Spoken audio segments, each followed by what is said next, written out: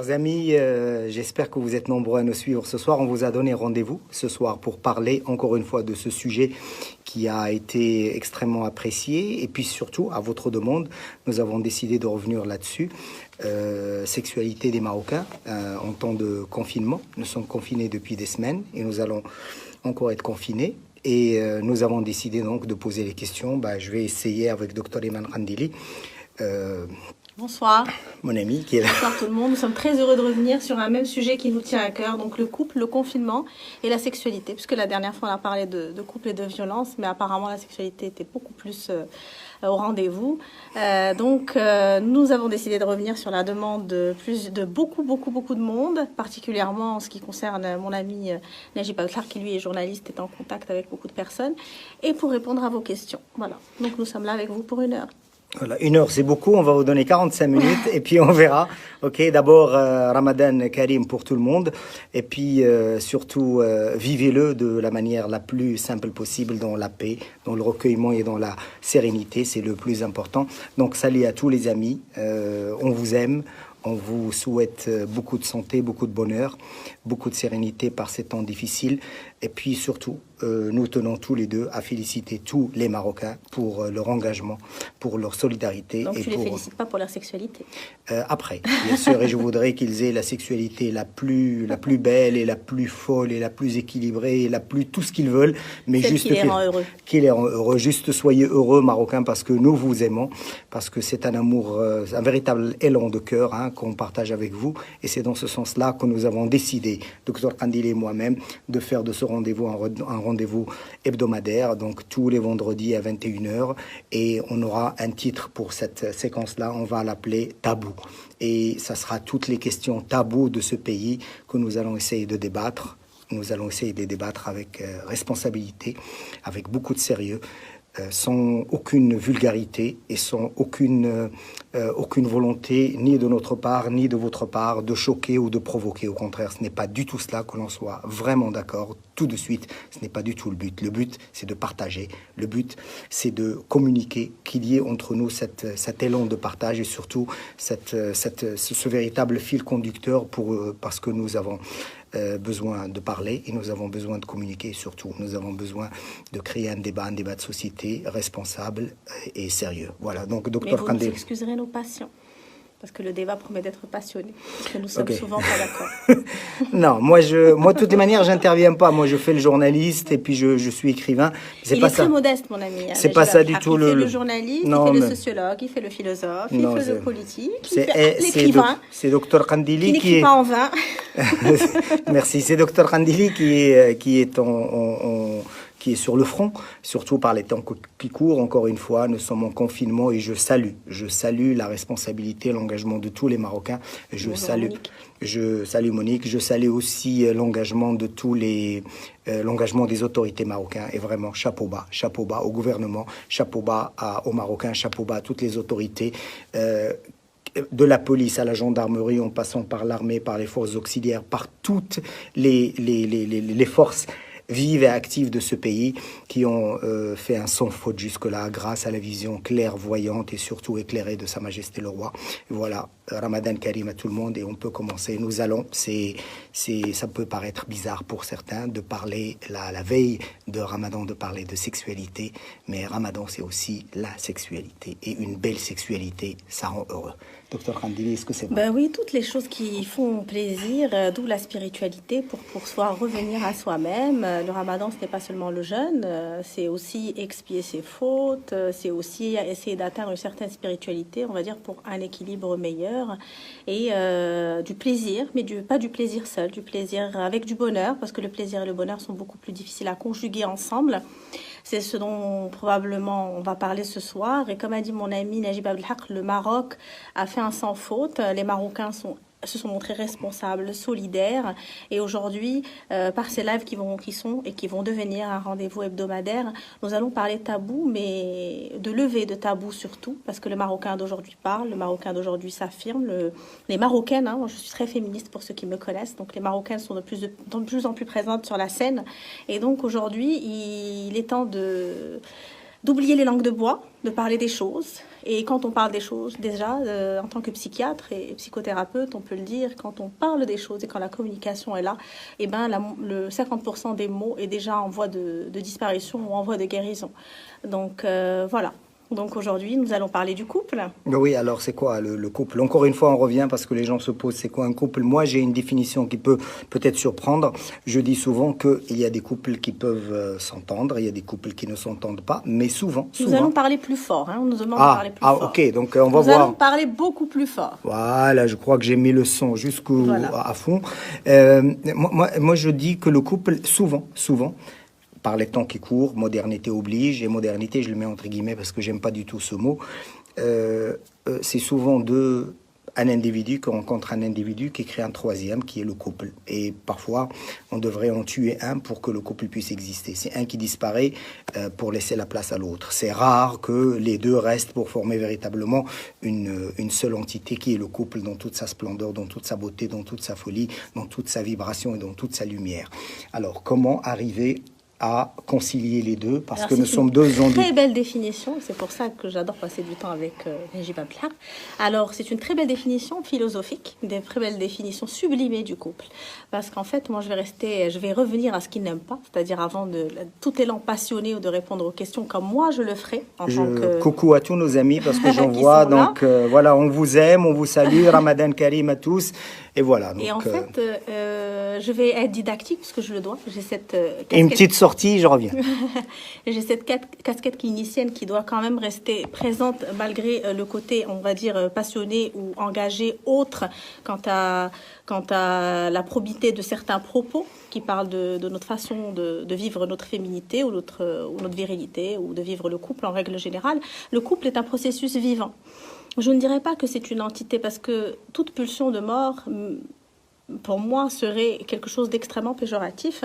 Je ne dirais pas que c'est une entité qui meurt pour laisser place à une troisième entité ou deux entités qui fusionnent, mais je dirais plutôt que deux énergies différentes vont concourir à former un processus vivant qui va aller en se développant. Et les crises ne sont pas quelque chose de négatif dans le couple. Tout comme certaines discordes qui peuvent apparaître. Nadia Chilaoui, on t'aime aussi.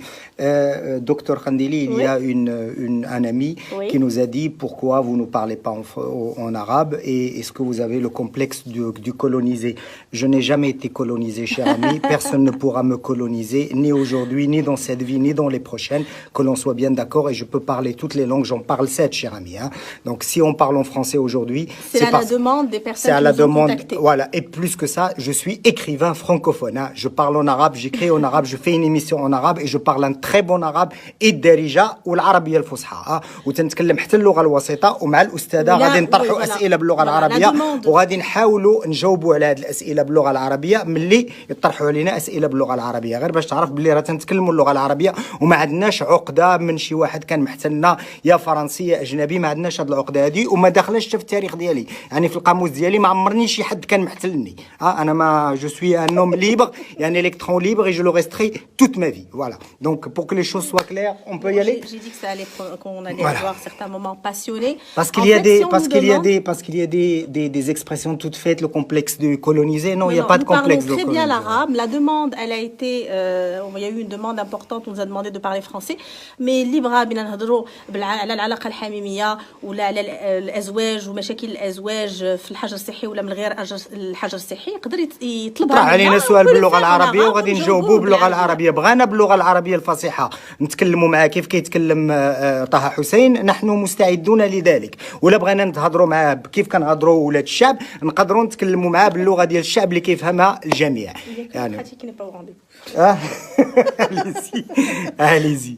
Voilà, donc je disais, le couple est un processus vivant et les crises ou les moments qu'on va passer, ce sont des choses qui permettent de mûrir le couple et de passer en fait graduellement à plus. D'abord, si le processus couple arrive à avancer, ça permet de pouvoir grandir et d'être ensemble. Et la crise n'est pas mauvaise en soi si le couple ne peut pas perdurer ensemble. Parce que ce qui serait malheureux, c'est de perdre son temps ou d'être malheureux dans une relation juste pour être en couple. Et ça, c'est très important parce que dans nos cultures, on pense plus à être en couple ou à vivre avec quelqu'un ou à épouser quelqu'un qu'à la personne avec laquelle on va vivre. Et c'est ce statut, la différence entre le statut Et il a le bonheur d'être avec quelqu'un qui est extrêmement importante. Et je pense qu'il faut voir, parce que quand on dit couple, on ne parle pas de couple marié ou pas marié. Bien sûr, le statut pour certains est important, mais il est quand même très, très dommage de sacrifier son bonheur pour le statut. Ok, et il y a une question. Il y a des questions qui arrivent, Allez-y, docteur, lisez. Moi j'ai une question qui est posée et qui est très, très importante, c'est que quand ça ne va pas dans le couple, par confinement, est-ce que ça peut s'aggraver ou est-ce que c'est une occasion pour le couple justement de se poser, de pouvoir discuter, de pouvoir mettre les choses, jouer carte sur table, assainir l'atmosphère, avoir au moins un minimum de dialogue. Je ne dis pas qu'ils vont se rabibocher, qu'ils vont se réaimer, réapprendre à s'aimer, mais au moins qu'il y ait une base de dialogue possible. C'est une occasion, passer 2 mois ensemble, ça peut générer, donner corps justement à cet élan de partage entre 2 personnes qui ont passé du temps ensemble et qui à un moment donné ne peuvent plus le passer ensemble. Voilà, c'est pour ça que j'aime beaucoup le philosophe. Donc, en fait, écoutez, il y a plusieurs cas de figure. Je vais rester clinique. كنحييو الاخوان اللي كيتبعونا من مدينه ميدلت وكنحييو جميع المغاربه اللي كيتبعونا من جميع المناطق ديال المغرب من الشمال الى الجنوب. نحبكم حبا جما ورمضان كريم للجميع. Alors, je vais pouvoir reprendre. Allez-y. Donc, le couple pendant le confinement, tout est relatif. Si un couple n'allait pas bien et avait une sorte d'accord tacite à vivre ensemble pour diverses raisons, parce que nous ne sommes pas là pour juger, pour diverses raisons, et le confinement arrive, le confinement, tout simplement, va continuer, le couple va continuer à perdurer de la manière dont il a pris un accord tacite de vie commune. Confinement ou pas confinement, peut-être même mieux que certains couples qui pensaient vivre une histoire d'amour fantasmatique, extrêmement belle, mais qui prit dans leurs occupations quotidiennes, ces moments de rendez-vous qu'ils avaient sont restés, on va dire, érotiquement ou amoureusement sublimés parce que justement, ils ne sont pas en permanence l'un dans l'autre. Donc le confinement, en étant l'un dans l'autre, si on ne respecte pas l'espace de l'autre, on découvre en fait, peut-être qu'il y en a un qui va être un peu plus dans la recherche de l'autre. L'autre ne veut pas particulièrement rejeté, mais il va rejeter parce qu'il se sent peut-être un petit peu agressé ou que c'est un petit peu intrusif. Donc c'est pour ça que la communication est importante. Je parle de communication non violente parce que quand on se sent en détresse émotionnelle, particulièrement les femmes, je suis féministe, je suis pas en train de en détresse émotionnelle, on peut particulièrement venir souligner. Salut à nos amis de Bruxelles. Hello, ils sont là. Salut. Donc le fait de venir, on va dire titiller ou embêter ou si vous voulez même des fois créer des disputes sur rien du tout, est une façon des fois chez la femme de vouloir de l'attention, mais ce n'est pas une manière dont on va l'interpréter particulièrement le conjoint. Donc la communication est très importante et puis l'espace. C'est important d'avoir quelques heures d'espace à chacun parce qu'il faut de temps en temps quand même avoir envie que l'autre nous manque. Ok, j'ai des questions à poser par rapport, je lis un peu les commentaires et je fais mon rôle de journaliste avec Dr Kandili. Quels sont les conseils? On va faire profiter donc nos amis. Quels sont les conseils qu'un psychiatre, addictologue, sexologue peut donner justement aux couples, des couples qui vont très bien, des couples qui vont moins bien, des couples qui ne vont pas très bien, à toute forme de couple, durant cette période de confinement, couplée à Ramadan? Pour une fois, nous allons vivre un Ramadan confiné. Et je salue encore une fois le courage et le sérieux, la responsabilité des Marocains qui suivent de manière extrêmement sérieuse et rigoureuse toutes les directives qui ont été imposées. Comment, concrètement, on peut donner des conseils viables à toutes ces variétés de couples? Je vais un peu me répéter, mais l'espace de chacun est important. Et puis surtout ne pas se dire bon, on est confiné, on est l'un dans l'autre. Ça veut dire qu'on va passer son temps dans quelque chose. Je sais pas. Certains sont en recherche d'une sexualité freinée, peut-être parce que ça les désangoisse, et puis d'autres sont au contraire dans une sorte de retrait. Le cocooning. C'est-à-dire, je souligne, c'est plusieurs sexologues à travers la planète. Quand on se retrouve comme ça, confiné au même endroit, à passer beaucoup de temps ensemble, la tendresse, les moments qu'on passe ensemble, le pot à pot sans pour autant que ça veuille dire sexualité, et puis l'échange, la communication, tout en respectant l'espace de l'autre, ou tout simplement dans le silence, passer du temps ensemble, accroché à l'autre, sans accroche, et surtout sans intrusion. C'est quelque chose de très important, parce que nous n'avons pas, dans la vie normale ou dans la vie réelle, toujours le temps de passer 2 heures ou 3 heures à lire ou à écouter de la musique sans pour autant se parler, mais en étant l'un avec l'autre, ou tout simplement regarder un film l'un dans les bras de l'autre, parler ou ne pas parler, parce que des fois les échanges peuvent devenir lourds quand on est confiné pendant des semaines. Et puis surtout, avoir ce petit moment pour soi. Le confinement n'est pas un moment où on va régler ses problèmes, n'est pas un moment où on va venir discuter des soucis qu'on a environnementaux, qui ont un rapport avec le travail, avec le couple ou les difficultés financières, parce que c'est un moment de pression, c'est un moment de stress. Donc en fait, venir emmurer, vouloir régler des choses qui nous emmurent, même quand on est à l'extérieur, n'est pas vraiment le moment. Donc il faut en faire une parenthèse. Et une parenthèse, on va dire, on peut se retrouver beaucoup plus libre entre quatre murs quand on n'est pas l'un sur l'autre ou l'un dans l'autre, tout en étant ensemble. عندي لك سؤال باللغة العربية أستاذة دكتورة قنديلي.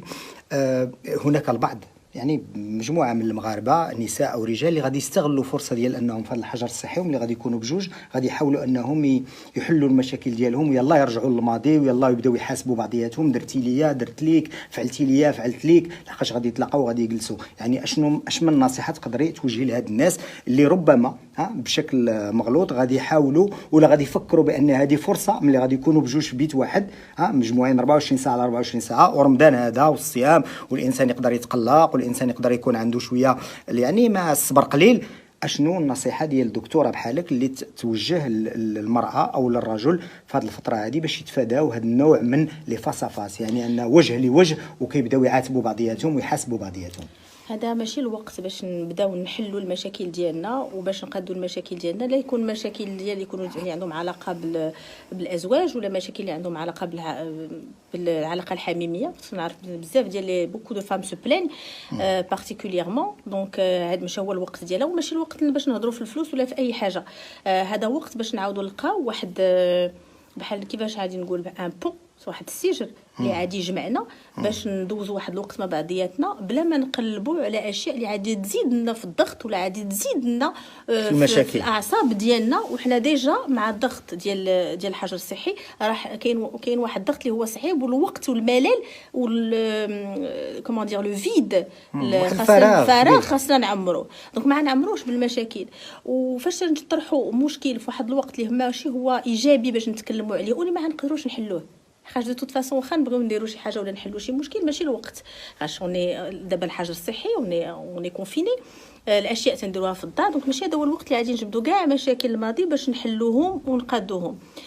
هذا سهل فاش نجيو ندويو عليه ولكن في الحقيقه سي كو فاش يكون الفراغ وفاش يكون الضغط تمشيو نجبدوا كاع المشاكل ديالنا نتكلموا عليها. نكته جميله من واحد الصديق الاخ ربيع كنحيوك اللي قال لك الوالد والوالده بقاو كيهضروا بجوج والوالده ديالو تفكرات باللي باها ما كملش ليها راجلها ما كملش ليها الصداق. فوالا هذا النوع مو بون مي سا سي طريفه هذه من مي سي سا باسكو فوي سيتادير غادي نهربوا من هذاك الفراغ. وباش نهربوا من الفراغ ما كاينش احسن من باش نعطيو الضغط ديالنا.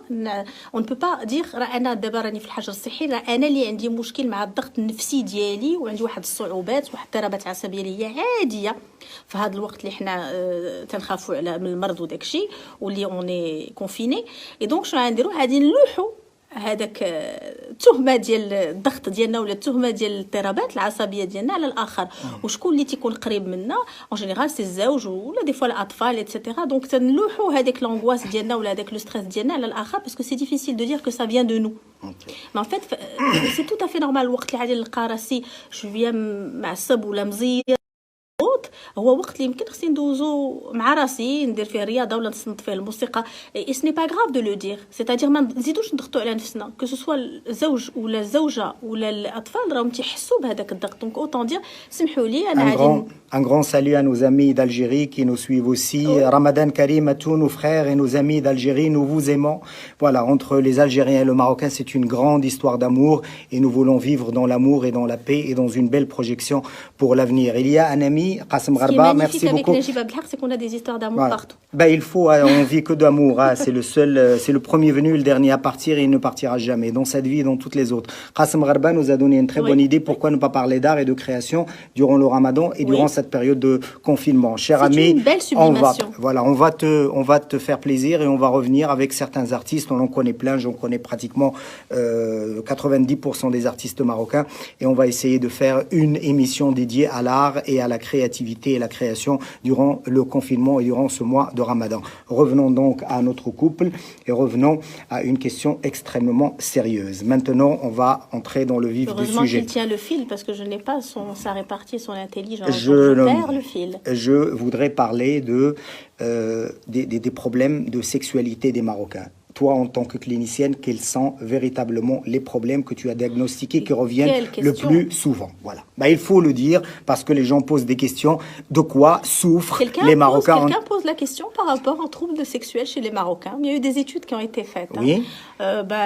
Chez les hommes, beaucoup d'éjaculation prématurée, de troubles de l'érection. Il faut dire les choses comme elles sont. Chez les femmes, un taux d'insatisfaction qui est important. Et des fois, une anorgasmie de plus de 28% de la population féminine qui ne se plaint pas de ne pas avoir d'orgasme. Anorgasmie, tu peux... Voilà. Anorgasmie, c'est ne pas avoir d'orgasme ou de plaisir pendant l'acte sexuel, c'est-à-dire choix. Voilà, tout simplement.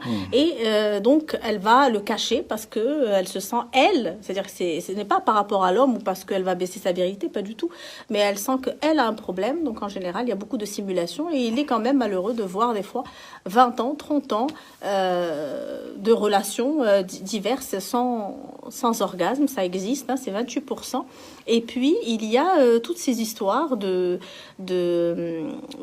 vaginisme, de dyspareunie, de douleurs à l'intromission qui sont très fréquentes, particulièrement dans les populations où les jeunes filles ont eu une éducation très étriquée et donc qui ont un rapport au corps très particulier, en sachant que certaines choses avec lesquelles on découvre notre corps, il faut dire les choses comme elles sont, que ce soit l'éducation sexuelle, un garçon ou une fille, la masturbation permet de connaître son corps, et ces choses-là, comme elles sont souvent taboues, comme on n'en parle pas, qu'il y a un manque d'éducation sexuelle notoire, quand une jeune femme ne connaît pas son corps, sa sexualité peut très vite aller déjà ne pas aller dans son plaisir à elle, ne pas savoir ce qu'elle aime ou ce qu'elle veut, mais plus faire le plaisir de l'autre.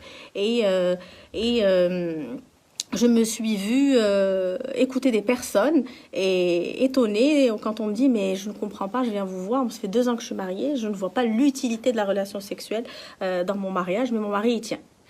C'est vous dire un peu l'importance de l'éducation sexuelle, pas que chez les femmes, hein, chez les hommes aussi, parce que les jeunes garçons ont une éducation sexuelle sur le net, qu'on le veuille ou non, avec la pornographie, avec des dimensions qui ne sont pas réelles, avec un acte sexuel souvent maquillé ou théâtralisé, des fois violent.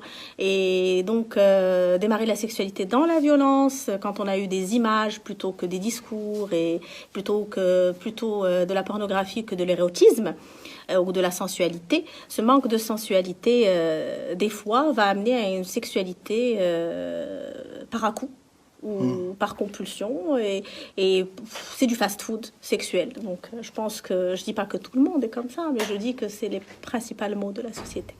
Marocaine, telle que tu les as diagnostiquées. Qui est à l'image de ce qui se passe un peu partout en dehors, bien entendu, du vaginisme, des dyspareunies et des anorgasmies qui sont inhérentes à une culture particulière et un rapport au corps qui est différent. Il y a des hommes qui disent avoir des problèmes d'impuissance. Je mets tout ça entre guillemets. La puissance n'est pas là. Moi, je salue les hommes qui ont dit qu'ils avaient un problème d'impuissance. On a eu une question ? Oui, bien sûr. Problème d'impuissance, problème d'érection et tout ça. Toi, en tant que médecin, comment tu gères ce genre de cas? Il faut d'abord du courage. Nous connaissons l'homme marocain, nous connaissons aussi la société et l'entourage et l'environnement. C'est très difficile de venir voir un médecin. Est-ce que pour toi, tu reçois des gens qui ont des problèmes et qui en parlent en toute liberté? Mais pas que moi, mes collègues, on reçoit des couples, on reçoit des personnes qui consultent, on reçoit beaucoup de choses. On reçoit des couples, on reçoit des personnes qui consultent pour des difficultés sexuelles. On reçoit aussi des thérapies de couple à 60 ans. ou plus de 60 ans. Je trouve ça magnifique. Et puis, on reçoit aussi des couples C'est de toute orientation sexuelle. C'est important de le dire. Le Maroc est à l'image d'autres pays. Et je trouve ça magnifique. Comme on peut avoir un jeune homme de 22 ans qui a des difficultés avec sa copine, qui arrive. Je trouve ça... non. Les Marocains sont... Une question. Oui. L'éducation sexuelle existe-t-elle dans le monde rural, docteur? Oh, Younes Sardé nous pose cette question. question. L'éducation sexuelle n'existe pas dans les manuels scolaires proprement dit au Maroc. On va dire les choses comme elles sont. L'éducation sexuelle, on est sur un livre sur l'éducation sexuelle qui serait adapté à notre contexte. Najib Abdelhak et moi. L'éducation sexuelle n'existe pas. C'est une éducation sexuelle sur le tas. C'est une éducation sexuelle versus chôma, versus tabou, comme s'appelle l'émission. C'est une éducation sexuelle où on en dit ce qu'on veut et tout dépend de la région dans laquelle on est au Maroc, parce qu'il y a toujours des petits... on va dire, des choses qui sont inhérentes à la région et à la façon de penser. C'est pas toujours... mais il n'y a pas d'éducation sexuelle réelle, si ce n'est que l'importance de la virginité prend encore beaucoup de place, quoi qu'on en dise, et que comme la sexualité oblige et que l'âge moyen du mariage qui permettrait, entre guillemets, une première relation sexuelle est de plus en plus avancé, ou des fois n'a pas lieu, ce mariage, donc la sexualité peut démarrer de manière, comme je l'ai dit la dernière fois, des fois violente ou non sensuelle, où le prince charmant sur son cheval blanc n'est toujours pas présent. Or, entre 16 et 25 ans, c'est J'ai envie de poser une question sur cette histoire de prince charmant. On a des choses. Oui, j'ai envie de poser une question par rapport à ça. Il y a la sexualité chez la fille marocaine, au milieu rural, au milieu urbain, peut démarrer très tard. Et donc, d'où certains comportements, certaines attitudes, certaines violences donc pour les débuts. Mais il y a aussi des jeunes filles de 12 ans qui sont mariées à des hommes de 60 ans. C'est une réalité marocaine. 12 ans, c'est un peu jeune. Ah si, il y en a. Je suis journaliste et je sais de quoi je parle. Ok, je peux te céder un an de plus, 13 ans. Voilà, ça te va, 13 ans? Voilà, il y a des jeunes filles... Ça, ce n'est pas de mariage, ça, c'est de la pédophilie. Voilà, donc pour que les choses soient claires, voilà, il y a des pratiques comme ça qui ont encore droit de citer au Maroc. Et ça, c'est notre devoir, en tant que chercheur, en tant qu'observateur, en tant que journaliste, en tant que citoyen marocain, de dénoncer ce genre de pratiques. On ne peut pas marier une jeune fille de 12, 13, 14, 15 ans à un homme de 60 ans ni à un homme de 40 ans. Parce que cette jeune fille, elle est encore une gamine. C'est une adolescente qui n'a pas encore compris ce que c'est que le mariage, ni ce que c'est que la vie, ni ce que c'est que son corps, ni ce que c'est que la sexualité, ni ce que c'est que le corps d'un homme. Donc, c'est véritablement un crime. Voilà, donc je tiens à le souligner. C'est pas compliqué, le corps d'un homme. Non, c'est une question de compliqué. J'étais en train de parler d'un crime. Voilà. Mais pas que ça. Même marier une jeune fille de 18 ans ou de 25 ans à un homme de 60 ans, c'est choquant. Voilà, donc voilà. Ce sont des choses qui ont droit de citer au Maroc. Je pense que c'est des choses dont on parle de plus en plus et je pense qu'il y a quand même une prise de conscience. Pourquoi? Parce que le média est très présent, le monde rural aussi, le média est très présent. C'est pour ça que les héros modernes sont souvent les chanteurs qu'on peut voir sur certaines chaînes. Je ne vais pas citer les chanteurs ou autre chose et non pas comme on le voit aujourd'hui, ni le pompier, ni le policier, ni l'enseignant, ni le médecin, comme c'était à une époque, qu'on le veuille ou non, ou le journaliste d'investigation qui était donc ce qui est bien dommage. Le média est très présent. De toutes les manières, excusez-moi. Le média est présent partout. Donc je veux juste du média. Non, je veux juste ouvrir une parenthèse. Oui. Tu as parlé de certains métiers que l'on a eu tendance à oublier. La crise, la pandémie, le coronavirus, la maladie, la menace, le danger, la peur de la mort nous ont ramené à des choses essentielles, qui sont le médecin. Merci le médecin d'exister, merci l'enseignant d'exister, merci à l'agent de sécurité, merci aux forces, merci aux femmes de ménage, merci aux infirmières, merci à toutes ces personnes qu'on a oubliées. Il n'y a pas que des gens qui tapent ou qui rayent, on devrait mettre en avant. Il y a des gens qui ont fait du travail, qui font du travail, qui risquent leur vie, qui se sacrifient pour sauver la vie des autres. Et ce sont ces gens-là qui devraient être portés en exemple dans une société comme la nôtre. Parce que quand on est arrivé face au danger, ce sont eux qu'on a retrouvés, on n'a pas retrouvé les autres. On n'a retrouvé ni Messi, ni Cristiano Ronaldo. On a retrouvé l'infirmière, on a retrouvé l'aide-soignante et l'aide-soignant, et on a retrouvé le médecin, le chercheur, le scientifique et l'enseignant et l'agent de police. Merci beaucoup. Ah oui, il fallait le dire. Oui, non, mais il le dit tellement bien. Donc, non, il fallait le dire, ce sont des choses importantes. Et puis, voilà, donc moi je disais qu'il y avait un rôle du média qui aujourd'hui est présent partout. Et donc, un rôle de la télévision, tu représentes, enfin pour moi en tout cas aussi, quant à la culture, quant au conditionnement de la façon de penser, quant aux éléments déclencheurs de la pensée, du réfléchi, de la projection et de l'image, tout simplement, à qui on veut ressembler. C'est quelque chose que le média peut faire, que ce soit dans le monde rural ou ailleurs. Après, quand on voit que telle personne est sortie de tel quartier à 16 ans, a épousé un émir, je ne sais quoi, et qu'on n'a pas besoin de faire des études ou qui n'est pas plus important que de trouver quelqu'un de riche, et ben, la petite jeune fille de 12 ans dans la campagne, ben, elle va rêver aussi de quelqu'un de plus riche et plus âgé. Donc, les images que peut emprunter par coping notre cerveau, et des fois, pas toujours véhiculées par le contexte culturel ou véhiculées par le média, peuvent des fois nous tromper quant à l'avenir qu'on rêve ou l'avenir qu'on fantasme. Et ça fait quand même des malheureuses. Est-ce que les Marocains sont heureux en sexualité, en sexe, dans leur corps? Mais la sexualité n'est pas une condition au bonheur. Non, moi j'ai dit est-ce qu'ils sont. Elle participe, encore doit-elle être on va équilibrer. Quand je parle d'équilibre, il n'y a pas de recette. C'est en fonction de chacun. Et là aussi, c'est une histoire de dignité et de rapport au corps. La difficulté est dans la levée de la culpabilité de la femme par rapport à son corps, dans la levée de la culpabilité de la femme quant au plaisir, et la levée de la culpabilité quant à la femme qui se sent femme quand elle est mère ou épouse. Et ça, je pense que c'est des choses qui sont très profondes, qui ont besoin de temps, dont on a besoin de parler, et on pourrait parler que de culpabilité, faire une émission pour parler que de culpabilité, comme ça, qui est héritée à travers et qu'on fait hériter de manière inconsciente, comme ça, très présente. Non, la dignité est très importante.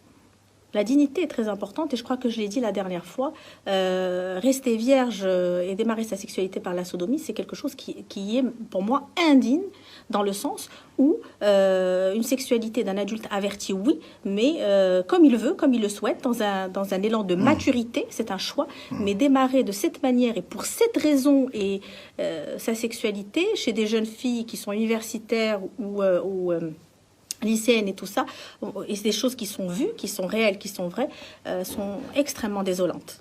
J'ai une question d'un ami que j'aime beaucoup, c'est Mohamed Mliles, qui nous dit il y a des gens qui vivent ensemble depuis des années et avec le confinement viennent à peine de se découvrir. Donc revenons à notre sujet, oui. Sexualité partant de confinement, comment on arrive à se découvrir si on a passé 10-20 ans ensemble et qu'il a fallu qu'il y ait un danger, une maladie et que l'on soit obligé de rester l'un devant l'autre. Et c'est à ce moment-là qu'on se découvre des qualités, qu'on se dit tiens, j'ai un mari magnifique, j'ai une femme magnifique.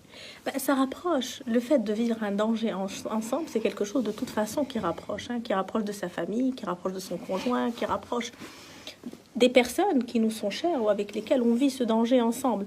Il y a des choses qui sont même biologiques, parce que la personne avec laquelle je vais traverser une crise et je vais m'en sortir, entre guillemets, est une personne qui va, mine de rien, marquer ma vie. Peut-être que c'est quelque chose qui est important. Donc, dans le couple, se redécouvrir, c'est beaucoup de choses. On peut, en fonction de la personnalité de chacun, en fonction des fragilités de chacun, on peut se redécouvrir positivement ou négativement. Tout comme on peut, tout dépend, je vous dis, tout comme peuvent ressurgir tous les défauts de l'autre quand on est H24 ensemble. D'où l'importance, puisque les personnalités sont différentes, les gens sont différents. Spontanément, il y a des personnes qui sont un peu plus en retrait social que d'autres. Il y a des personnes qui sont beaucoup plus, on va dire, de manière plus consistante, qui sont dans la communication, qui sont dans... C'est leur façon de vivre à elles le confinement. Elles doivent combler le vide et être en contact permanent. Il y a des personnes qui ont besoin de présence, d'autres qui ont besoin d'être seules. Et dans le couple, il n'y a pas de recette. C'est-à-dire que tous les couples ne se ressemblent pas. Si la formule, il n'y a pas de formule. La formule, c'est celle qu'on met en place ensemble. Se redécouvrir, oui. Mais vu ce qu'on voit aujourd'hui, et puis on voit ce qui s'est passé en Chine, par exemple, c'est qu'il y a eu un élan à la sortie vers la consommation, entre guillemets, des plaisirs, parce qu'il y a eu tout cet attrait au luxe, et puis il y a eu cet attrait vers les mariages, donc beaucoup de nouveaux mariages post-confinement, et beaucoup de divorces. On va dire, mais comment ça se fait qu'il y ait autant de mariages ? Tout simplement parce qu'il y a beaucoup de relations virtuelles. Les relations virtuelles, c'est le fantasme à l'extrême. Mais dès qu'on réalise le fantasme est rapidement déchu. Et quand le fantasme est déchu, on se sépare encore plus vite qu'on s'est mis ensemble. Donc voilà, donc la question est posée, hein. Je ne réponds pas aux questions, je les pose au contraire, mais ça c'est le défaut du psychiatre. Il pose souvent les questions et il n'y répond pas. Je vais faire une blague. Vas-y. D'accord. Je t'écoute, j'aime les blagues, moi. Moi, je vais faire une blague juste pour, en attendant des questions. Ça c'est un monsieur qui rencontre, comme toi, qui rencontre un ami qui lui dit, mais alors, comment ça se passe chez toi? Il dit, mais écoute, je suis très très malheureux, j'ai 35 ans, je fais toujours pipi au lit, c'est horrible. Donc, je ne sais pas quoi faire. Il dit, mais va voir un psychiatre. Donc, il va voir un psychiatre, et puis se revoit un an après. Donc, il se revoit un an après, et le monsieur le trouve tout heureux et tout. Il dit, mais mon ami, tu as bien fait d'aller voir un psychiatre. Regarde comment tu es heureux. Tu ne fais plus pipi au lit? Il lui dit, non, la différence, c'est qu'avant, je faisais pipi au lit et j'étais malheureux. Aujourd'hui, je fais pipi au lit, je suis heureux. C'est génial. L'acceptation aussi. Okay. L'acceptation. Mais accepter quoi? Il y a des choses inacceptables. Non, il y a des choses inacceptables. Mais l'acceptation que les défauts ne viennent pas toujours de l'autre. Attention, on est dans une société particulière, la nôtre, hein, je parle vraiment de nous, les Marocains, où on ne s'approprie pas notre acte. C'est-à-dire, quand on va parler, je vais le dire en arabe, on ne dit pas « j'ai cassé le verre », on dit « c'est-à-dire, on ne prend pas la responsabilité par rapport à ses actes. Mine de rien, si dans un couple, il n'y a pas, même dans un couple qui va mal, il n'y a pas un fautif. Il n'y en a pas un qui a raison et l'autre qui a tort. Il y en a deux qui ont raison et probablement tort en même temps. Parce que la façon de fonctionner à un moment est devenue délétère pour les deux. Ou elle est devenue souffrance pour les deux. Mais quand la balance, parce qu'on ne peut pas être tout le temps au beau fixe, mais quand la balance va pencher plus vers la souffrance que vers des moments, on va dire, positifs ou d'intimité ou d'union. Quand la balance va pencher, il y a un moment où il y a une prise de décision. Il nous est difficile de prendre des décisions parce qu'on ne s'approprie pas nos actes. Déjà culturellement. S'approprier son acte est quelque chose de difficile. Le jour où on dira « caisse plus que caisse », ça va être peut-être... Ça a l'air très imagé ou caricatural, mais je vous promets que c'est une lecture aussi à avoir. Des fois, cette image en miroir de l'autre, c'est des choses, vous savez, qu'on n'aime pas en soi-même ou qui nous font mal, qu'on rejette chez l'autre. C'est ce qui fait écho. C'est ce qui fait écho chez nous, en fait. Et généralement, quand on donne conseil à quelqu'un, c'est à soi qu'on se le donne. Donc, gardez ça en mémoire quand vous voulez donner un conseil. En fonction de soi. C'est là où toute la difficulté, le cheminement, et je fais un coucou à mes amis psychiatres ou psychologues cliniciens qui prennent en charge des patients. C'est là tout le cheminement parce qu'on ne prend pas la décision à la place de l'autre. Il n'y a pas de bonne décision, il n'y a pas de bonne vie, il n'y a pas de bon cheminement, il n'y a pas de bonne recette. Ce n'est pas parce que c'est la mienne. Ça, en général, si c'est ma recette que je prône, c'est que je ne suis pas vraiment en réconciliation avec moi-même et que j'ai besoin de mettre en place ma recette pour les autres pour ne pas me noyer. Et à ce moment-là, peut-être qu'on se noiera tous ensemble. J'ai une remarque d'une amie, je te salue, Nidal, qui a soulevé quelque chose de très important. Avec le confinement, nous avons découvert quelque chose qui s'appelle la vacuité de soi. Effectivement, parce que nous avons versé dans le virtuel et nous avons versé dans la matérialité à tout va et à outrance. Donc, et quand on a été obligé de rentrer chez soi, on ne peut plus se couper du téléphone. On vit 24 heures sur 24 dans un ordinateur, dans un écran de smartphone, accroché à quelque chose de technologique et on a oublié de s'accrocher à soi-même. C'est peut-être une des occasions rares que nous offre l'humanité aujourd'hui et l'histoire, c'est de pouvoir retourner à des choses simples. Les choses simples telles que je les conçois moi pour la vie d'un couple ou même vis-à-vis de soi-même. Retrouve-toi toi-même, essaye de parler à toi-même, essaye de prendre du temps. Le silence est très important. Tu n'as pas besoin de regarder ton téléphone 36 000 fois par jour. Tu n'as pas besoin de répondre à tous les WhatsApp. Tu n'as pas besoin de mater toutes les nanas sur Instagram. Tu n'as pas besoin de regarder la vie des autres sur les réseaux sociaux. La vie des autres, c'est la vie des autres. Ça ne regarde que les autres. Ça, c'est mon avis. Je ne veux pas du tout que les autres regardent ma vie parce que la leur ne m'intéresse pas et la mienne encore peut-être moins. Ça les intéressera pas du tout parce qu'il est ce qu'il est et il est la mienne et je l'assume. Et que ce confinement nous permettra peut-être d'avoir des rapports humains, tout ce qui est de plus basique et simple. C'est juste pouvoir rester seul. Il y a des gens qui peuvent pas rester seuls 5 minutes. Il y a des gens qui peuvent pas rester à ne rien faire 5 minutes. Il y a des gens qui peuvent ne pas rester à la maison sans regarder une télé, sans ouvrir un smartphone 5 minutes. C'est peut-être là un véritable exercice de 2 mois. C'est un véritable entraînement intensif pour pouvoir retrouver un semblant d'humanité parce que nous l'avons perdu à force d'être dans le virtuel. Nous avons perdu même l'essence de qui nous sommes, c'est-à-dire un être humain qui est de chair et d'os et qui peut sentir, vibrer, rester seul, écouter le silence. Écouter le silence, ça parle parfois beaucoup plus fort que tous les mots. Pardon. Oui, nous ne sommes jamais seuls en fait. Quand on est seul, on est avec soi-même. Être avec soi-même, des fois, à moins de le partager ce soi-même, peut être difficile parce que ça nous amène à l'introspection et l'introspection n'est pas de mise dans un monde où la fatalité, le destin et les choses sont toujours hors de nous-mêmes et où le libre arbitre a peu de plus-value. Alors, pour être plus simple, tout simplement, c'est être avec soi nous amène à réfléchir. Nous amène à réfléchir, nous amène à penser. Et comme la pensée, la réflexion de soi est difficile, pour tout le monde, confinement ou pas confinement, et comme elle est difficile, on va souvent téléporter sur l'autre, cet autre qui partage notre vie, d'où les possibilités de friction, d'irritabilité pour pouvoir se fuir en fait, et fuir ces décisions, ces introspections, ces cognitions ou ces pensées qui des fois nous ramènent à la dure réalité en miroir quand on ne peut plus combler le vide par la fuite dans le quotidien. Ok, mais il y a d'autres fuites aussi qui sont des fuites extraordinaires, des fuites vers l'intérieur. C'est prendre un livre, ça c'est excellent. Pour les gens qui n'ont jamais lu, c'est peut-être une occasion. Lisez, ça fait du bien. Vous savez, la culture nuit gravement à l'ignorance. Moi je le dis, je le répète, ça vous fera que du bien de lire. Regardez un bon film, regardez un bon documentaire, regardez une bonne série. Il y en a de très très bonnes. Il y en a de très très bonnes, bien écrites, bien ficelées, avec des acteurs magnifiques. Il y a des choses exceptionnelles à faire. Et puis, parler de sujets que vous avez vus ou regardés, au lieu d'essayer de parler, de revenir et de ressasser le passé. On est tellement forts, nous, dans nos cultures. Ressasser le passé, le quotidien et les problèmes. Et la culpabilité, culpabiliser les autres, se victimiser, dire à l'autre, voilà, tu m'as pas fait, tu m'as pas fait, tu m'as fait, tu m'as fait. C'est pas le moment de régler des comptes, on l'a dit au début. Si vous prenez les 2 mois de confinement pour régler vos comptes entre vous, c'est que vous vous êtes trompé d'époque et surtout vous vous êtes trompé de confinement. Alors là, il vaut mieux aller quelque part. Il y a autre chose, on est responsable. Je vais dire quelque chose d'extrêmement choquant, mais je l'assume complètement. Complètement. C'est-à-dire des fois, une dame va venir me voir et je fais un clin d'œil à une amie qui m'est très chère, qui va me dire, mais mon mari me bat depuis 10 ans, je comprends pas, je fais tout pour lui. Mais tu as accepté.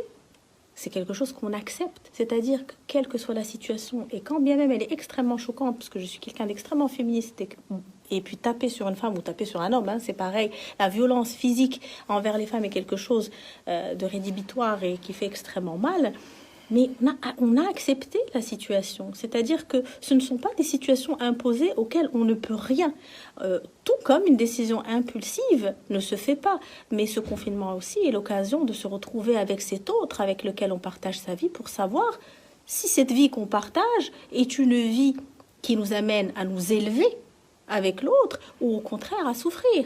Donc, quelle que soit l'issue, que ce soit l'union et le renforcement du couple ou que ce soit la désunion, elle est positive.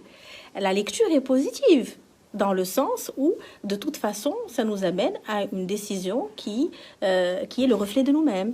Il y a quelqu'un hier qui m'a appelé pour me parler, pour me donner la nouvelle de quelqu'un qu'il aime, en me disant, tiens, tel a pris la décision de divorcer. Partant de confinement, la femme ne le sait pas, mais l'homme a décidé. Il est arrivé, mais il se trouve que cet homme vit malheureux depuis 15 ans. 15 ans qu'il est malheureux. Ça fait 15 ans qu'il n'a pas parlé à cette femme. Ça fait 15 ans qu'il n'en peut plus. Et ça fait 15 ans qu'il ajourne. C'est peut-être pas le bon moment. Il va pas lui dire demain, salut, on se sépare. Peut-être il attendra le confinement, la fin du confinement. Mais il se trouve que c'est une très bonne chose. Je ne pousse pas les gens à se séparer, à essayer de rester rabibouchés, prenez-vous les uns dans les autres. Voilà, prenez vos décisions comme vous voulez. Mais ça peut avoir du bon. Voilà, quelqu'un qui a passé 15 années à ajourner, mais au moment où il s'est retrouvé face à lui-même, il a peut-être pris la bonne décision. Et pour lui et pour cette femme, parce qu'elle aussi, elle est malheureuse. Il faut respecter cette personne aussi avec laquelle on vit. C'est-à-dire qu'on ne se met pas en couple avec quelqu'un par hasard, on ne vit pas avec quelqu'un des années par hasard, c'est parce qu'on a aimé cette personne, parce qu'on a partagé des choses, qu'il y a eu énormément de respect, etc. Et je pense que qu'on vive ensemble et que les choses puissent perdurer à la vie, à la mort, de manière très catholique, à la vie, à la mort ou pas, le respect de ces années, de ces belles choses qu'on a passées, de ces partages et de l'amour qu'il y a eu n'est pas en fait un arrêt d'amour. C'est ce qui fait l'arrêt d'amour ou ce qui fait la violence ou ce qui fait l'agressivité ou l'irritabilité ou l'agression de l'un ou de l'autre. C'est de devoir rester ensemble alors qu'il n'y a plus ces accroches. Donc le respect de soi, le respect de l'autre avec lequel on a passé des choses extrêmement belles, parce qu'on n'est pas avec quelqu'un par hasard, on l'est parce qu'on l'a choisi à un moment, dans un contexte donné, dans des sentiments donnés. Et bien par respect pour l'autre et par respect pour soi, pour pouvoir garder des relations saines, surtout quand il y a des enfants, etc. Des fois, pouvoir réussir une séparation plus qu'un mariage est quelque chose pour accompagner des personnes pendant leur séparation qui peuvent être magnifiques dans le sens où il n'y a pas de discorde particulière et que les enfants ne souffrent pas. C'est important. Des fois, on entend oui, mais moi je reste pour les enfants. Vous savez, comme c'est difficile pour un enfant devenu adulte d'entendre mais moi je suis resté pour toi. Ça, c'est quelque chose qui est inhérent à notre société. C'est extrêmement lourd à porter pour un enfant. Un enfant, c'est l'adulte qui a décidé d'avoir un enfant à un moment donné de sa vie. Un enfant n'est pas un antidépresseur, un enfant n'est pas un lien qui va venir rabibocher un couple qui va mal. Un enfant vient pour qu'un couple puisse l'accueillir dans les meilleures conditions, en équilibre. Au contraire, rester ensemble dans un environnement électrique avec des difficultés pour vivre ensemble, c'est apprendre encore et faire hériter cette souffrance, cette fatalité, et puis et ce sacrifice qui est inhérent à nos sociétés. Et donc, nous qui voulons que nos enfants soient plus heureux que nous, en leur apprenant le sacrifice, comment ils vont pouvoir l'être ? C'est difficile. Donc des fois, c'est vraiment cette communication non violente, parce qu'il est très difficile pour un enfant de vivre 15 ans avec des parents qui ne se parlent pas, qui font chambre à part, avec des difficultés notoires et de la souffrance quotidienne. Il aura plus de mal à rentrer chez lui. Donc penser les choses, c'est les penser avec une réelle balance décisionnelle, dans le temps, dans la sérénité, de manière réfléchie et non pas impulsive, de manière à mûrir le couple, qui est ce processus vivant dont j'ai parlé, qui se resserre et qui devient plus fort, ou ce processus vivant qui peut rester famille sans être couple. C'est aussi possible. Il y a une phrase très très importante qui revient souvent dans les relations humaines, relations de couple surtout, et relations père et enfant. C'est j'ai tout fait pour toi, j'ai tout fait pour toi, j'ai tout fait pour toi. Et si on l'écrivait, on la lisait, on l'entendait différemment. J'ai tout fait pour toi, c'est étouffé. À force de le répéter, ça devient de l'étouffement, de la suffocation. À un moment donné, il faut se libérer, reprendre son souffle, respirer un bon coup et aller peut-être juste se ressourcer. Oui, parce que les enfants ont besoin de parents heureux.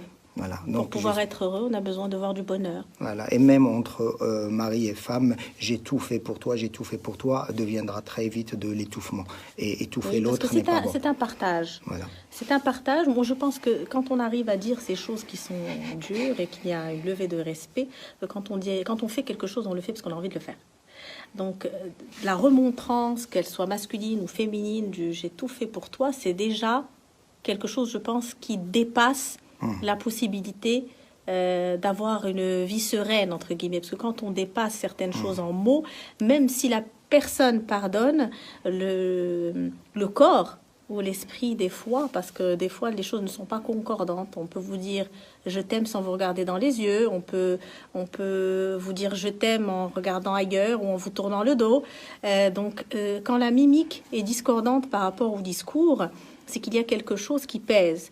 Et il faut tourner sa langue souvent parce que les choses restent. Dire à quelqu'un j'ai fait pour toi, il fallait pas faire, ou il ne faut plus faire, ou c'est déjà qu'on a déjà pris la porte.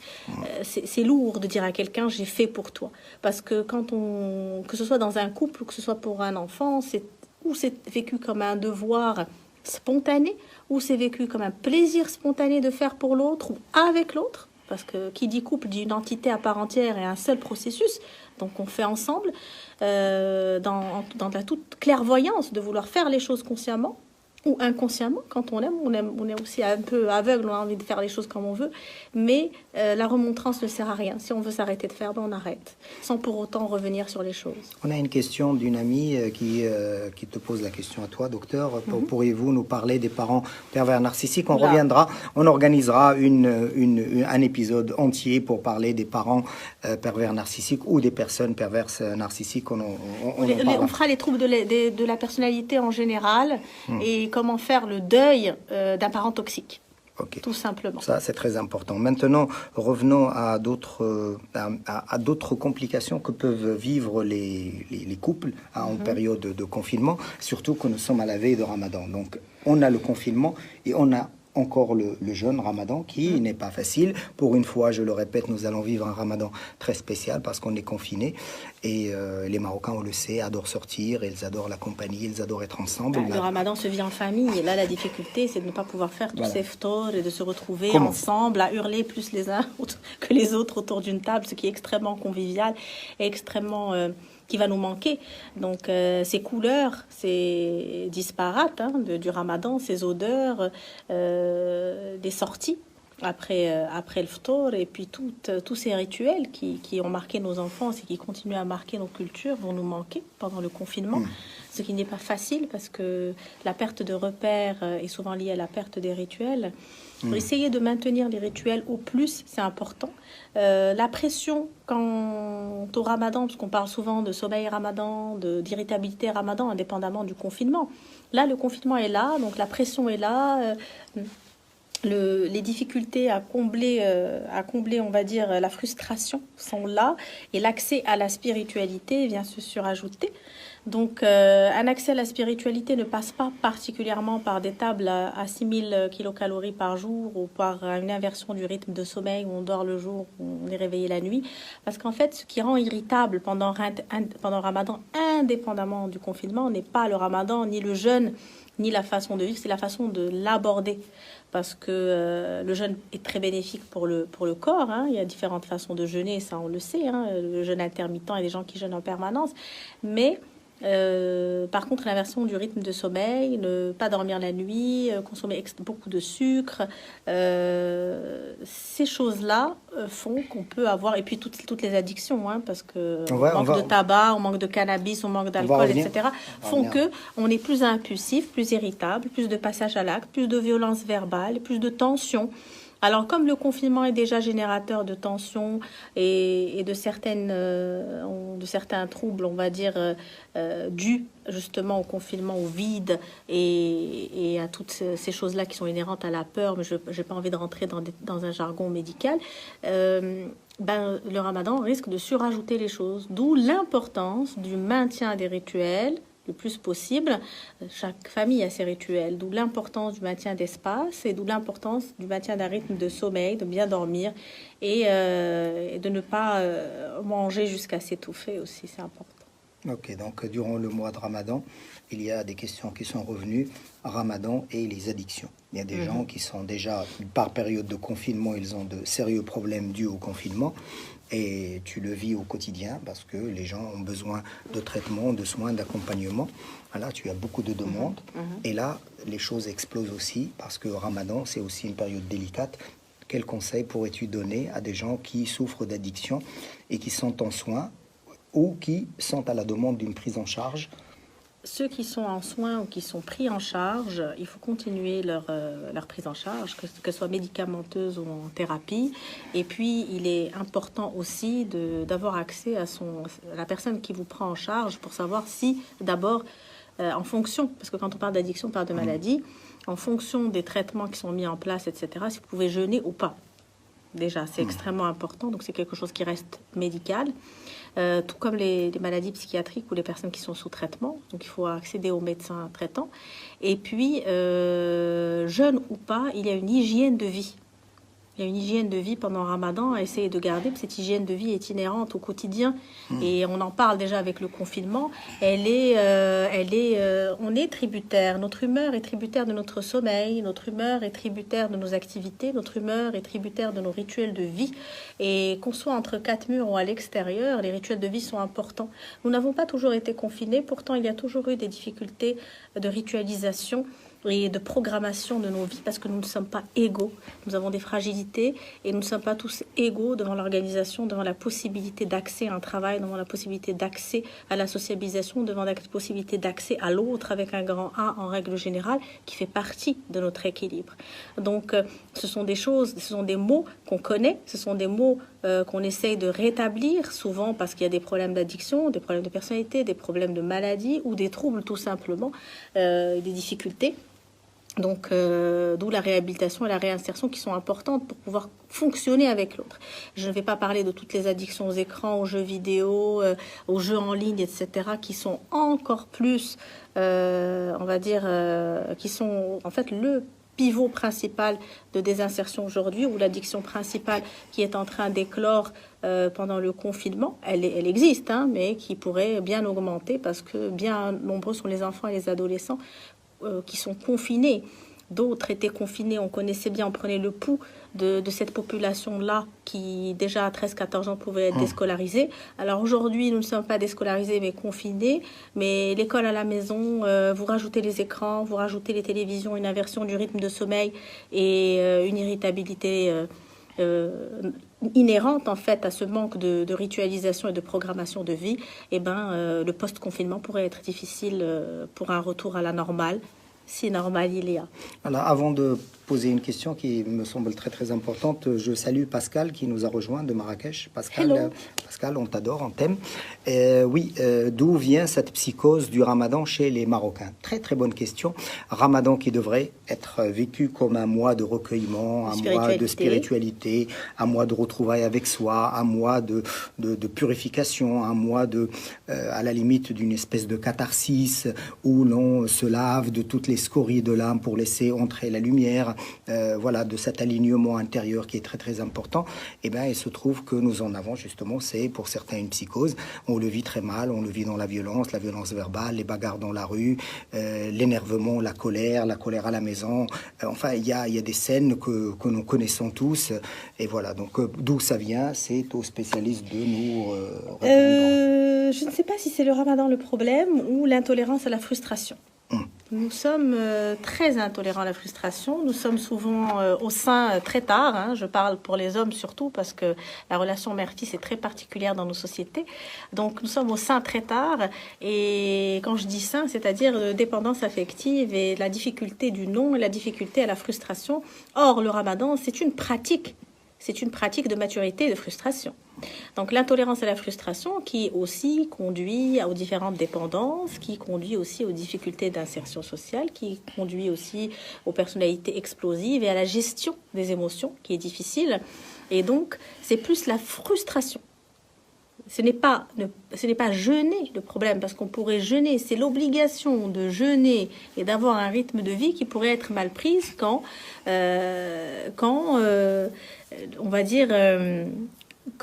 l'obligation est difficile à vivre. Et puis de plus en plus, nous avons une génération, moi j'aime bien parler de génération sacrifice, qui a tout sacrifié pour les parents, parce qu'elle a travaillé pour le parent, et puis par la suite elle s'est dit, moi je me suis sacrifiée pour les parents, il faut absolument que je sois au service de mon enfant, donc il a tout donné après sur un plateau d'argent aux enfants. Donc les parents hélicoptères, Père Noël, vous les appelez comme vous voulez, ou nos nouvelles générations sont encore plus intolérantes à la frustration. D'ailleurs, d'où la nécessité de maisons de retraite, donc cette solidarité familiale qu'on ne voit plus de la même manière, parce qu'on est tellement individualiste, tellement tourné vers soi, c'est l'ère du soi-même dans toute sa splendeur, et donc, mais ce soi-même est un recul, hein, ce soi-même est un retour vers l'arrière, et non pas du tout la modernité, parce que c'est des cycles. Mon ami Abdelhak aime bien parler de ça. C'est un retour en arrière, parce que le seul moment où la famille a été nucléaire, papa, maman, enfant, et non pas éclatée et avec une multitude d'intervenants qui sont bons pour notre santé mentale, c'est-à-dire cette famille traditionnelle élargie, où quand la mère faisait une dépression, il y avait la tante, il y avait la voisine qui pouvait allaiter, etc. Elle n'était pas mauvaise pour notre santé mentale, bien au contraire. Ce recul, le seul moment où la famille était nucléaire, c'était au moment où on était encore dans les grottes, donc la préhistoire. Donc, est-ce que nous avançons en passant d'une famille élargie où tout le monde, en fait, est impliqué, donc une sorte de civisme du voisinage, où tout le monde connaît tout le monde, fermer sa porte et vouloir absolument cette... je ne vais pas parler de famille nucléaire, je vais parler de cette énucléation. Je ne sais pas si on est en train de faire une avancée quant à notre équilibre ou notre santé mentale au sens large, ou plutôt un recul, parce que il est quand même difficile de voir, ou je le dis, je vois des amis qui sont pédopsychologues ou pédopsychiatres qui sont avec nous ce soir. C'est quand même étonnant à l'ère du smartphone, enfin étonnant et pas, parce que c'est une des implications, mais étonnant à ce moment-là de voir que on a plus d'autisme, qu'on a plus de troubles envahissants du développement, qu'on a plus de difficultés de langage, qu'il y a des difficultés, beaucoup plus de difficultés chez les enfants. Pourquoi? Ce sont les écrans, les télévisions, les chaînes qui scandent de la musique toute la journée devant lesquelles on met les bébés, parce qu'on a cette injonction contradictoire entre tradition et modernité. On a toutes ces choses modernes, donc le média est souvent des enfants en bas âge, des mères, entre guillemets, épuisées qui peuvent l'être. Il y a beaucoup de mères qui font des dépressions du postpartum et tout ça, qui peuvent l'être, mais moins d'intervenants, parce que les familles sont plus petites. Et donc la télévision s'est introduite, le smartphone, l'iPad et compagnie, qui sont devenus des éducateurs, mais qui ne le sont pas, parce qu'ils ne sont pas stimulants. Ils ne sont pas réellement stimulants pour un bébé ou pour un enfant, ce qui donne plus d'autisme induit, plus de retard envahissant, de troubles envahissants du développement, de retard de langage. Et en même temps, on a cette fonction traditionnelle qui dit « mais non, mais moi je ne vais pas mettre mon enfant de 12 ou de 15 mois à la crèche ». Alors il est à la maison, avec la nounou, avec la grand-mère si la mère travaille, devant la télévision, je ne veux pas le mettre à la crèche. Il n'y a pas la multitude de cousins, de voisins et compagnie. Donc la sociabilité de l'enfant, elle est bien meilleure à la crèche en fait qu'à la maison.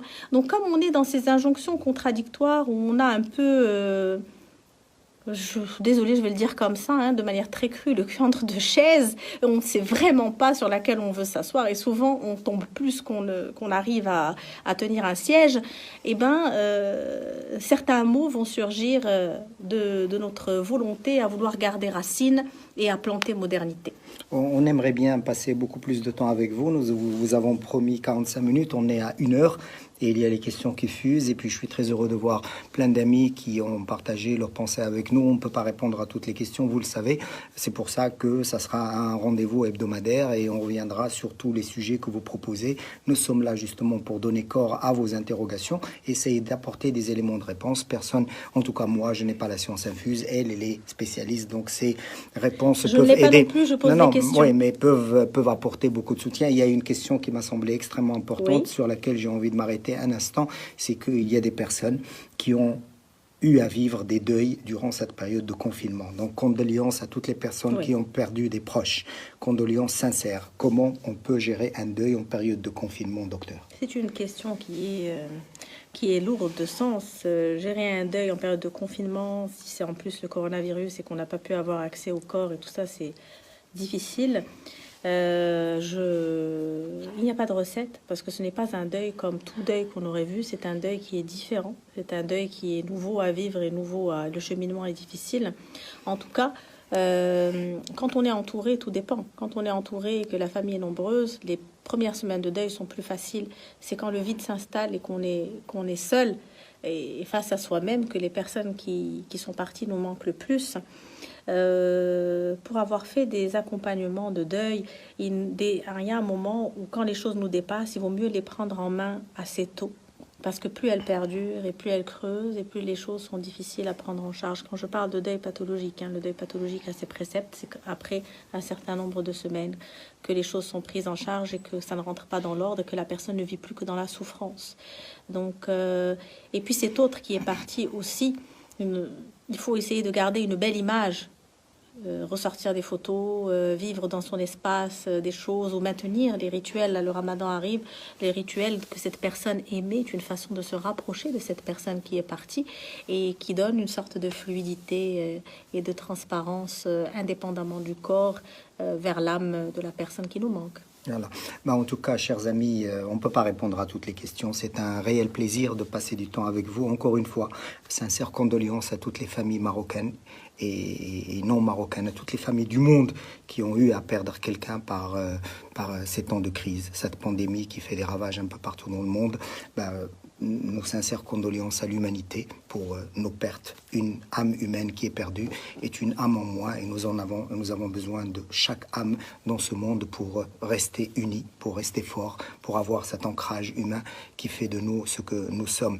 On ne peut pas répondre à toutes les questions. Salut Nadia, salut Hind. Salut à tous les amis. Hello Pascal. Voilà, donc on vous dit que pour résumer brièvement ce qui a été dit, il y a plusieurs couples, plusieurs variantes, plusieurs variations sur le même thème. Nous sommes en période de confinement. Ce qui ressort le plus de cette conversation, de cet échange avec Dr Kandili, c'est qu'on peut vivre les choses de manière plus saine, plus sereine, plus calme, en revenant à des choses essentielles comme le dialogue, comme le partage, comme le silence, vivre ensemble, être dans le même endroit sans être les uns sur les autres, pouvoir partager des choses, tout ce qu'il y a de plus délicat, avoir le mot gentil, avoir le mot fin, avoir la subtilité de comprendre l'autre, de comprendre son espace, de le respecter, surtout partager des choses essentielles qui vous nourrissent, qui nourrissent l'âme. Ah, je sais pas, livres, on a parlé de la lecture, on a parlé des films, des documentaires, de la peinture, des dessins, des activités avec vos enfants, faites du jardinage, faites de la cuisine, ne faites rien du tout, restez juste là, regardez le plafond, mais regardez le plafond avec bonheur. Et puis surtout, dites-vous que vous êtes en bonne santé et que vous n'êtes pas malade. Et c'est ça le plus important. Ça, c'est une chose que l'on oublie. C'est que tout le monde est menacé, mais ceux qui ne le sont pas, ceux qui pensent que ça arrive aux autres, se trompent lourdement. C'est pour ça que je le redis. Et je le redis avec insistance, restez chez vous, restez confinés, parce que ce n'est pas fini, et c'est un leurre de croire que c'est fini. Demain commence Ramadan, Karim à tout le monde, Ramadan Karim à toute l'humanité, Ramadan Karim à tous ceux qui le font à partir d'aujourd'hui ou de demain, mais faites-le dans la responsabilité, faites-le dans la sérénité, faites-le dans la spiritualité, le recueillement, la paix de l'âme et surtout beaucoup d'amour entre vous. Le mot du début et le mot de la fin, c'est l'amour. Donnez-vous de l'amour, faites l'amour et soyez heureux. Merci beaucoup, on se donne rendez-vous la semaine prochaine pour un autre rendez-vous tabou et on posera d'autres questions. Docteur Kandili, merci beaucoup. Le mot de la fin. Je pense qu'il a tout dit parce que c'est ça le... Tu diras que je t'ai pas laissé parler, vas-y. Non, je ne dirai absolument Je rigole, vas-y, mot de la fin. Je suis psychiatre, donc j'ai l'habitude d'écouter. Donc non, je pense que tu as tout dit. En effet, il faut essayer de gérer comme on peut ses émotions et ses frustrations. Et quand on n'y arrive pas, il faut le dire. C'est-à-dire que on n'est pas dans... Moi, des fois, on a tendance à le dire, mais il faut et je dois. C'est quand même quelque chose que le cerveau entend comme une obligation. L'obligation est quand même difficile parce qu'elle amène tout de suite à l'insurrection. Donc, parce que l'humain n'aime pas qu'on l'oblige. Donc, quand on ne peut pas, il faut dire je ne peux pas. J'ai besoin de temps, je me recueille, j'ai besoin de 2 heures, j'ai besoin d'1 heure. Et que l'autre essaye de le comprendre, même si ça peut être frustrant, de gérer ses émotions en pensant toujours que le retour en fait vers l'autre est toujours beaucoup plus intense et beaucoup plus réfléchi quand vous ne l'étouffez pas. Eh bien, chers amis, et merci beaucoup, Dr Kandili, pour tes éclaircissements. Merci pour tes conseils. Merci pour tout cet éclairage que tu nous as donné, partagé. Et nous écrivons un livre sur le coronavirus. Voilà, nous avons un livre. Oui. Nous sortons un livre très bientôt intitulé Coronavirus, la fin d'un monde. Voilà, il y a un autre livre important. Il y a un chapitre sur la sexualité. Absolument, il y a un autre livre que je vous invite à lire. Je ne sais pas si c'est bien comme ça ou comme ça, mais en tout cas, voilà. Donc, les drogues expliquées à mes enfants, il faut le lire. C'est très, très important.